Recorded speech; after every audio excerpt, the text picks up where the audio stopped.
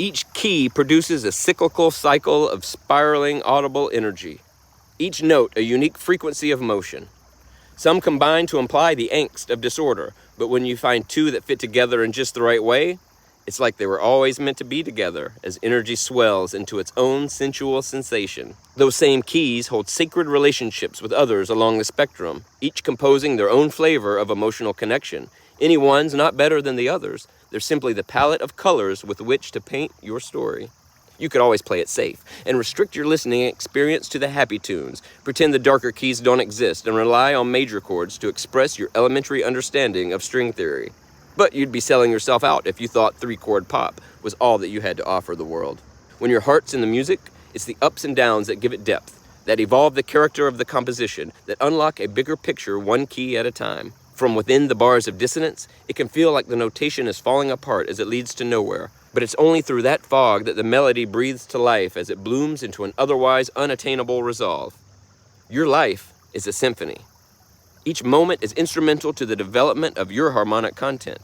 Each player that contributes to the story is vital to the growth of the narrative. And only once you step back and take the mosaic in as a whole, are you able to hear the subtleties that were always leading you to your furthest potential. And just like with anything else, the scales extend far beyond your own set of headphones.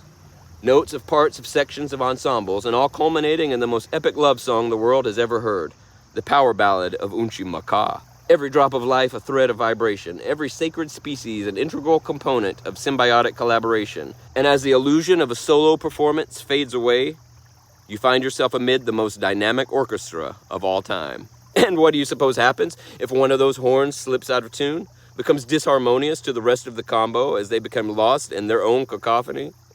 Convinced that there's nothing wrong with their own ear because they're the greatest musician that's ever existed. In fact, maybe it's time to break up the rest of the band as they rise to stardom, all by themselves. They've got computers to quantize their missteps and auto-tune to cover their tracks. But no digital recreation of creation is ever going to compare to the aural complexities of real music. Trapped in an echo chamber of their own reverberations, they'd soon come to believe that their limited genre was all that ever mattered. And without the outside influence of the vast catalogs that speak to a greater mystery, how could they ever realize that their flattened waveforms had crashed the entire music industry? But it's actually quite simple to realign yourself to the harmonics of life. One must only step away from their bubble of self-importance as they allow the rhythms of nature to saturate their soul.